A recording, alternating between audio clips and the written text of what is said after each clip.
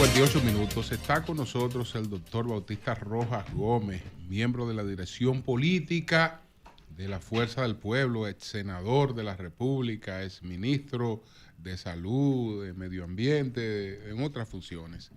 Doctor, ¿cómo está usted? Bien, bien, Julio.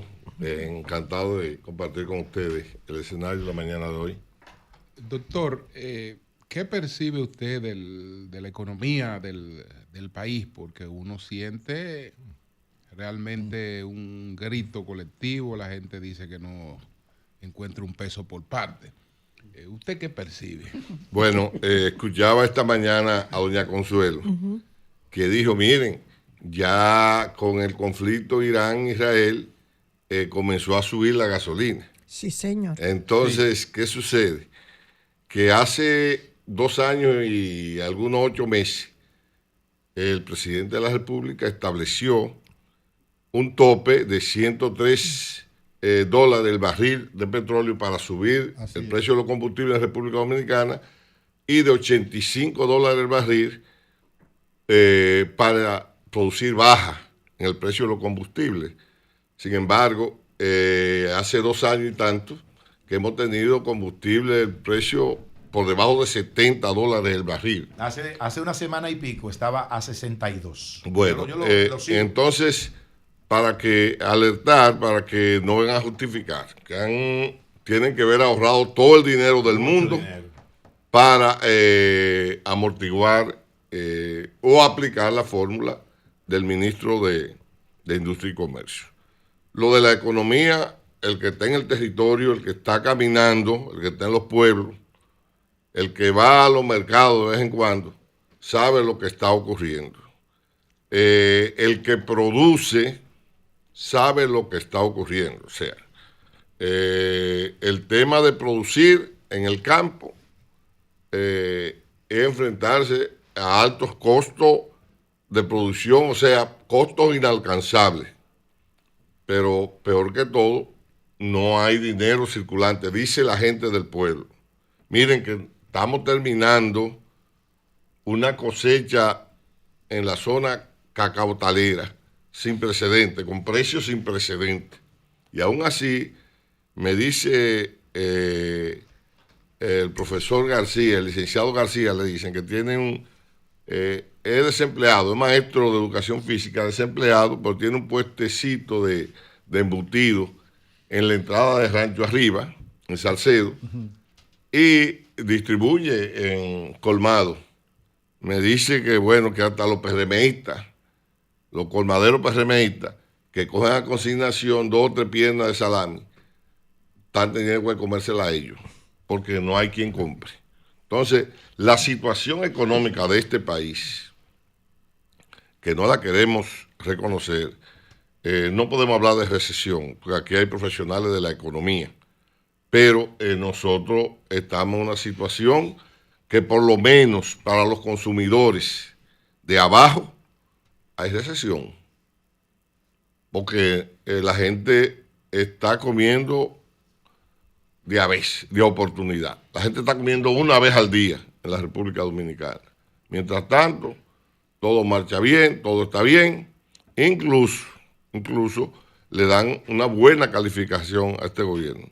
Yo particularmente creo que la peor tragedia que le ha pasado a la República Dominicana han sido o van a ser estos 8 años del PRM y de Luis Abinader. Sí. Doctor, le pongo el sombrero de pasado ministro de Medio Ambiente para conocer su opinión sobre el plástico, que ahora ha estado muy en el tapete. Hay un grupo que defiende a los industriales del plástico, dicen que de buenas a primeras no pueden desaparecer con el tipo de plástico que se está atacando, que hay mucha gente que vive de eso, genera muchos empleos, pagan muchos impuestos, pero hay otros que hablan de medidas que se han tomado a nivel internacional y que aquí hay experiencias de éxito, algunos pequeños proyectos que han hecho la transformación para poder trabajar con un plástico que no haga tanto daño al medio ambiente. ¿Usted qué piensa? Yo le escuché a usted en ese debate, creo que jueves y viernes, muy interesante, muy importante por la participación. Incluso escuché un asesor colombiano, escuché a Nelson hablar también y estas cosas. Yo debo decirle yo particularmente, junto al senador Alexis Victoria ayer, impulsamos una reforma a la ley que regula a la ley de residuos sólidos. Y llegamos a un acuerdo. Bueno, Circe Almanza es testigo de ello. Llegamos a un acuerdo con los productores de plástico, que incluso ellos están preparados para, supuestamente, el día 1 de enero de 2025, asumir lo que debe ser la gradualidad. De este año, que ya pasó, el 1 sí, de enero ya pasó. Sí. En la reforma se establecía así, que ellos y la reforma llevaba eso. Finalmente eso llegó a la Cámara de Diputados, y eso es un laberinto donde las cosas que le deben interesar a este país se pierden. O sea, se cayó. Se cayó. Yo pienso que la gradualidad tiene que imponerse ahí. O sea, nosotros no podemos tomar una decisión radical, porque hay instrumentos que se están utilizando ciertamente para producir una degradación a corto plazo, diríamos. O sea, lo que aquello se hablaba de que años y años, décadas, siglos incluso, para degradar el plástico, ya hay componentes y hay países desarrollados que lo están utilizando. Incluso en una parte de la discusión con el tema del microplástico que iría a los océanos, a las aguas, que afectaría en el tema de esos ecosistemas.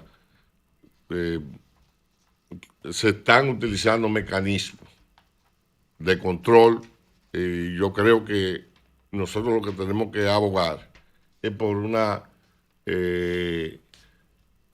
abordaje en el tiempo de este tema. O sea, la gradualidad tiene que imponerse, porque definitivamente el tema del plástico ha revolucionado la industria del mundo y ha producido avances, por supuesto, con los daños que son irreversibles al medio ambiente. Lo que ha pasado en los océanos con el tema del plástico no degradable es un hecho que nosotros no podemos controvertir. Lo que nosotros vemos, incluso, no con microplásticos, sino con partes de foam a la orilla de la playa, que usted ve que hay que sedaciarlo para limpiar esas cosas, es una cosa. Ahora, la gradualidad se ha impuesto en varias ocasiones, no ha podido mantenerse. Bueno, pero eso, o sea, usted mencionó un caso de este año, pero también ha ocurrido en otras ocasiones.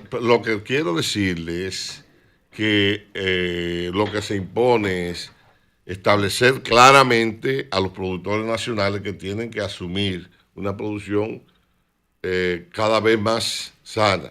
Porque yo oí a Nelson con el tema del papel, bien el papel, y la foresta. O sea, nosotros tenemos que utilizar los envases necesariamente. Lo que hay que buscar la forma de que esos envases sean biodegradables y que sepamos que en la medida en que tengamos una producción de estos derivados más con una degradación a más corto plazo y más completa, pues los costos tienen que aumentar, van a aumentar. En el caso del FOM, senador, que es, yo diría, la parte más crítica de estos residuos de plástico cuando se utilizan, porque son ultra resistentes a todo. El FOM no se desaparece de la naturaleza de ninguna forma, a menos que usted lo saque y lo recicle usted para otra cosa. ¿Qué se ha pensado con respecto al FOM? Porque han habido iniciativas, leyes que los suspendían, que evitaban que se hiciera, se iba a desmontar el FOM a un tiempo. ¿Qué ha pasado? No, bueno, eso es lo que le estoy diciendo. Eso es lo que le está explicando. Yo estoy diciendo que eso hay que llevarlo porque nos referimos justamente al FOM. Cuando nosotros tuvimos esas participaciones, esas discusiones con la industria nacional, con la intermediación, de Circe Almanza, lo que se acordó fue eso, que la producción de FOM se le pusiera el aditivo que iba a producir una degradación más rápido y que eso se iba a establecer en una fecha. Y los productores estaban en disposición de eso. Pero lo que quiero decirle es que hablar de que no haya gradualidad en eso es una quimera. Eso no se va a lograr. Tiene que haber. Pero hay que resolver ese tema. Hay que resolver. Doctor, ¿cómo está el Congreso de la Fuerza del Pueblo? ¿En qué etapa? ¿Y qué es realmente lo que ese Congreso va a definir? Porque hay aparentemente cosas que están decididas. El secretario general está decidido. El presidente está decidido. Su candidato presidencial también está decidido. Está como Manuel Cruz, maestro. Decidieron el candidato Usted está presidencial. como Manuel Cruz. Usted se yo sumó no- ahí. Pero lo decidieron. Pero yo no un sabía que eso, momentito, yo no que sabía si que eso estaba en discusión. tampoco. Yo ni siquiera me enteraba. No, estaba decidido. espérese, Lo del presidente, usted tiene toda la razón. Maestro, el secretario general es Pero aquí Peñita. está Bauta. El presidente de la organización es Leonel Y Fernández. el Ahora yo no candidato sabía es que el Leonel candidato Fernández. ya lo habían seleccionado. Miren, No lo sabía. nosotros, como ustedes saben, concluimos la parte más importante del Congreso. Estamos en el Congreso elector. Miren, nosotros celebramos ya el pasado sábado un taller que es la última etapa de lo que nos corresponde a nosotros, que es establecer la votación, organizar todo el proceso de votación. Nosotros tenemos todas las comisiones municipales electorales, las comisiones de circunscripciones electorales establecidas. Le hemos consensuado en toda la geografía nacional. El pasado sábado nos pasamos 8 horas trabajando en el conocimiento de los instructivos, del proceso de cómo los compañeros y compañeras que aspiren a posiciones se van a inscribir, que debo decirles, se van a elegir una parte de la dirección central, tanto en el territorio como a nivel nacional. Se van a elegir los presidentes municipales y de circunscripciones, independientemente de que haya consenso. El consenso lo va a determinar el que solamente se inscriba un compañero. Si se inscribe otro compañero, no hay consenso. Entonces, estamos en ese proceso, estamos llevando la cosa bien. ¿Y la dirección política se va también a elegir? La dirección política, idéntico a, igual como sucede en otros partidos, en el PLD, la escoge la dirección central. Una vez tengamos una nueva dirección central, se escogerá una nueva dirección política. Se hará, Sí. entonces. Igual que la secretaría, se la escoge la dirección central. Ya, Consuelo. Cuando el terremoto de Haití, usted estaba de ministro, hizo un trabajo excelente porque trasladó hasta, como quien dice, los hospitales a la frontera y se dio un gran servicio a Haití, que nunca nos ha reconocido, pero siempre he querido felicitarlo por eso. Ahora, ¿usted no cree que usted decir que estos años del PRM nos vamos a arrepentir, van a ser los peores años que hemos tenido, cuando ustedes fueron parte de que subiera el PRM oponiéndose al PLD por la disputa Leonel Danilo? Ustedes son corresponsables de lo que nos está pasando, lo que pasa es que ustedes ahora lo sueltan como que ustedes no tienen nada que ver con eso, y sí tienen que ver con eso, con esa división que se originó y que ustedes permitieron que subiera el PRM y que no gobernara hasta ahora. Ese por un lado. Pero Y lo otro... No, pero no es eso suficiente. No, Déjele pero que para- responda esa Pero parte. ¿usted quiere más? ¿Usted quiere más? Le voy a decir lo siguiente. Le voy a decir lo siguiente. Le hace la Doña Pero desde que Consuelo. Es que después Miren, don Julio no me deja los hacerle la otra. orígenes del PRM, bueno, nosotros no somos responsables de los orígenes del PRM. Los orígenes del PRM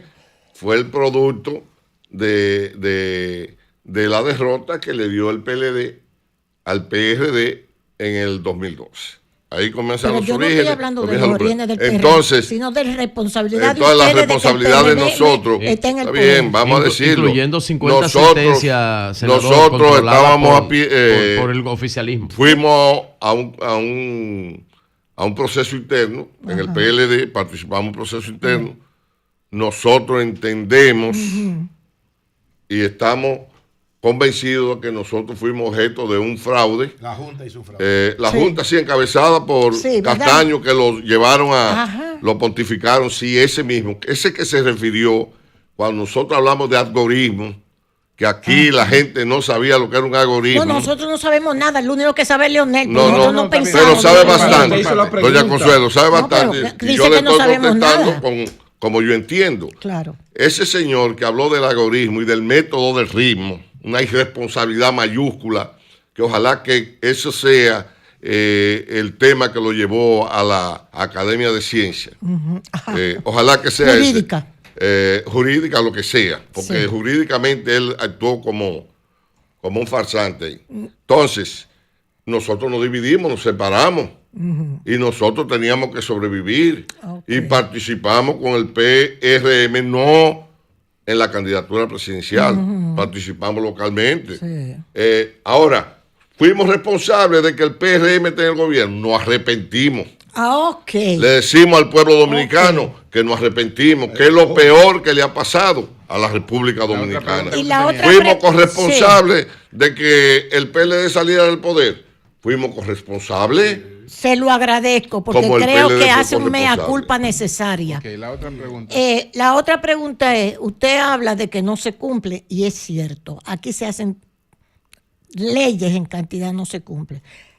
Como no se cumplió con el reglamento que el PLD tenía que aprobar Leonel Fernández, cuando Hipólito le dejó instalada la ley de migración el último día de su mandato, la 28504, y ustedes se tardaron 7 años en aprobar ese reglamento. Pero lo aprobamos. Y se llenó esto de haitianos. Pero lo aprobamos. 7 años. No, se llenó de haitianos. Se llenó de haitianos. Doña Consuelo, se llenó de haitianos en el gobierno de Luis Abinader. Aquí nunca en la vida, teniendo el reglamento, nunca en la vida habíamos visto tanto haitianos como en esta ocasión. O sea, que también es responsable de no aplicar el reglamento. Lo que yo he visto es un gobierno responsable, senador, con respecto al tema haitiano, y que nunca antes ningún gobierno, ningún presidente había hecho tanto esfuerzo. Había hablado tanto disparate para no cumplirlo. Eso lo dice usted, no lo digo yo. No cumplen. Miren, el problema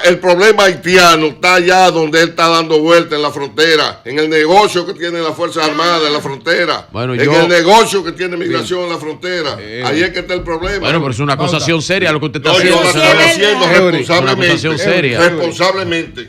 La estoy haciendo responsablemente. El problema de la migración no se da en Higüey. Los empresarios dominicanos, se da ustedes respaldaron. Porque lo dejan pasar. Ustedes lo respaldaron. Bueno, lo respaldaría usted, doña Consuelo, pero yo sí estoy claro en mi vida. Yo sí estoy claro en mi vida.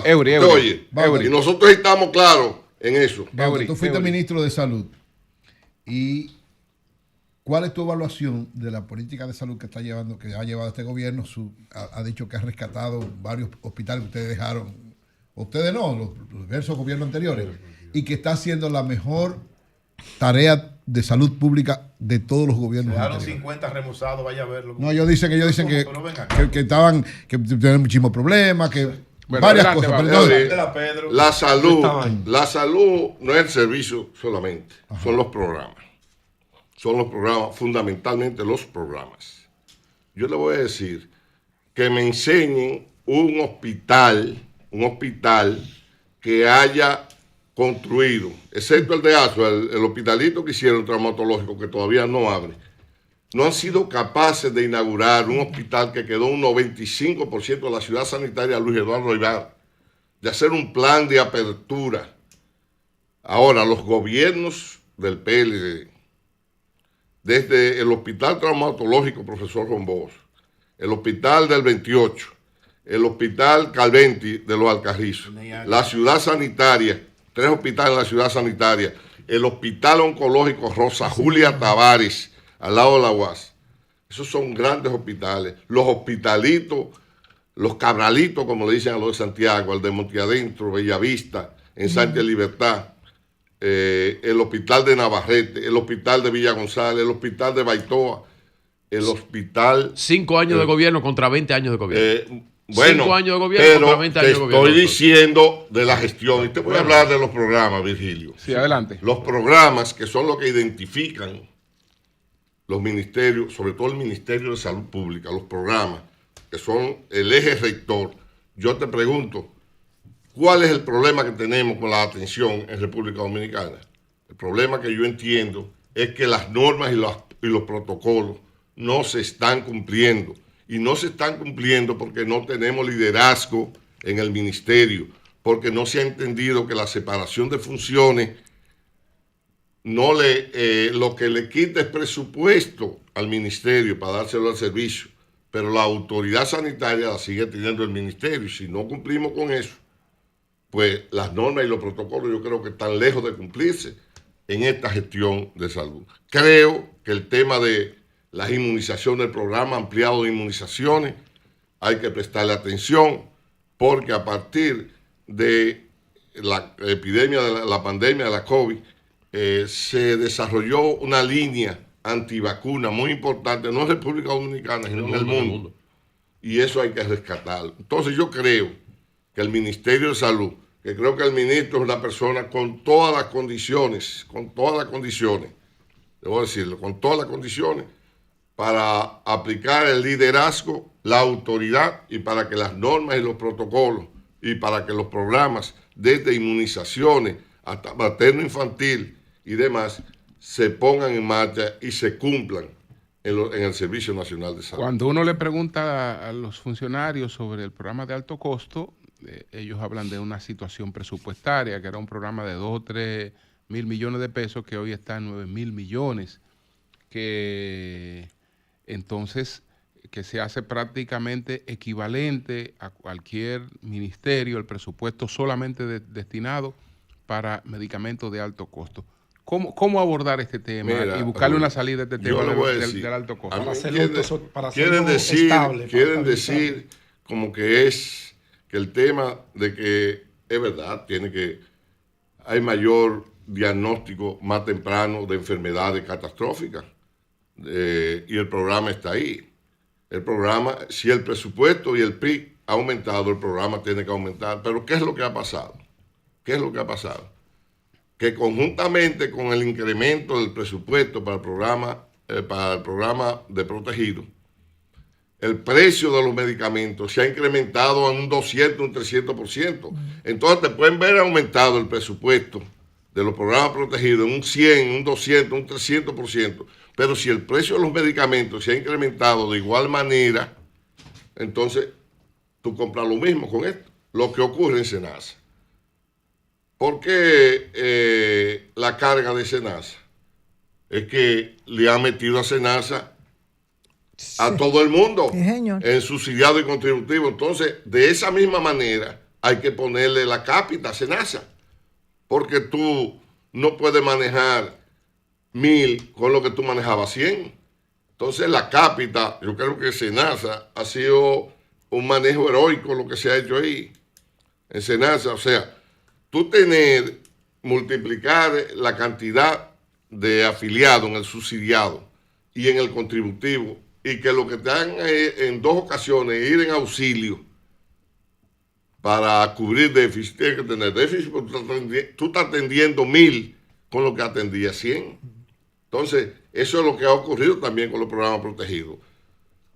Que contrario a SENASA le ha incrementado el presupuesto, pero el precio de los medicamentos ha subido de tal manera que está ocurriendo lo mismo. Tú estás comprando que compraba 100, te están dando 3 veces eso en presupuesto, pero nada más puedes comprar los mismos 100 porque los medicamentos han subido 3 veces. Es verdad. Bauta, el posicionamiento hoy de Leonel y de la Fuerza del Pueblo, ¿cuál es? Bueno, ustedes ven por ahí, aparecen encuestas y dicen y hablan. Lo cierto es que nosotros estamos posicionados. Desde las elecciones de mayo del 2024, nosotros quedamos posicionados como la segunda fuerza política. ¿Qué tenemos que hacer nosotros ahora? ¿Y qué estamos haciendo? Primero teníamos que construir el esqueleto jurídico del partido, que por razones atendibles no pudimos lograr desarrollar una estructura, un esqueleto, una línea organizativa, una línea electoral que nosotros pudiéramos interpretarla correctamente y aplicarla. Nosotros nos corresponde eso ahora. Tenemos una línea organizativa y electoral que nos manda, y comenzamos el 1 de agosto, del 1 de agosto de este año en adelante, a vincular cada colegio electoral con un organismo del partido. Todos, los 18.000 que hay y los proyectados que serán unos 19.500 colegios, nosotros lo vamos a vincular a organismos del partido a más tardar el día 1, ya el 31 de diciembre de este año. Estamos trabajando en la escuela del partido, en la escuela política, incluso estamos en un diplomado, estamos formando 100 dirigentes nacionales del partido para la construcción del sistema electoral del partido. Para esta vinculación, organización la va a hacer y tiene el plan decidido. Para la parte electoral estamos formando los cuadros necesarios para nosotros formar 84.000 dirigentes que necesitamos que en materia electoral estén preparados. Entonces, nosotros como partido estamos posicionados. El candidato nuestro que se perfila es Leonel Fernández, está posicionado. Lo que pasa es que estamos preparando la estructura partidaria que siempre nos han dicho, como que nosotros no tenemos estructura. Y tenemos organismos en toda la geografía nacional, en todos los distritos, en todos los municipios, en todos los campos, alrededor de todos los colegios. Ahora vamos más lejos, tendremos una estructura. Entonces, lo cierto es que tenemos que hacer el esfuerzo que sea necesario para nosotros liberar al pueblo dominicano de esta pesadilla. Virgilio, ¿te iba a preguntar algo? No, yo le voy a decir que según la simpatía de las encuestas que yo veo, aunque se vislumbra, dice el senador, que el candidato puede ser Leonel Fernández, en las simpatías, en las últimas encuestas, pues su colega, el senador Omar Fernández, supera a su ex colega, ¿no? Porque su colega ya Bauta no es senador. Bueno, pero su colega, el título de senador se queda, ¿no? Se queda. Sí. Omar supera en las simpatías a su papá, mucho a poco. ¿Qué usted opina de eso? Bueno, no me voy a ir por la parte afectiva. La parte afectiva la describió muy bien Omar. Por encima de cualquier encuesta está la familiaridad, claro, está el amor que siento por mi padre. Claro. Esa es la parte afectiva, pero en la parte política, bueno, yo me imagino que tus simpatías estarán por ahí, cosa que para nosotros es muy importante porque tenemos el privilegio de tener no 2 presidenciables, no. Así. 2 aspirados. 2 aspirados por el pueblo dominicano a que sean presidente de la República. Ahora bien, el pueblo dice, cuando sucede algo, te dejé, o cuando te deben y no te prestan, o cuando te quiebran, te dejé en 4 bloques. Esto va a ser en 8 bloques, va a quedar este país. En 8. Por decir lo que dice el pueblo, entonces va a requerir de la experiencia, del conocimiento, y va a requerir de un presidente experimentado que le tocó en su momento, Virgilio, la crisis bancaria. La crisis bancaria le tocó la crisis global aquella y la pudo sortear. Entonces, para una tragedia como esta, una solución con experiencia, con conocimiento y comprometida con el futuro de este país. Bueno, señores, muchas gracias a Bauta Rojas Gómez. Muchas gracias, muchas gracias. Muy bien. Doña Consuelo, denle la gracia a Bauta. Muchas gracias. No, doña Consuelo. Claro. Doña Consuelo. Él sabe que yo he dicho eso siempre. Doña Consuelo. Sí. Mis orígenes fueron el Julio Antonio Mella. Ay, qué lindo. Entonces, yo tengo los mismos orígenes con usted. Lo único que no me conduje por el balaguerate. Al contrario. Bueno, pero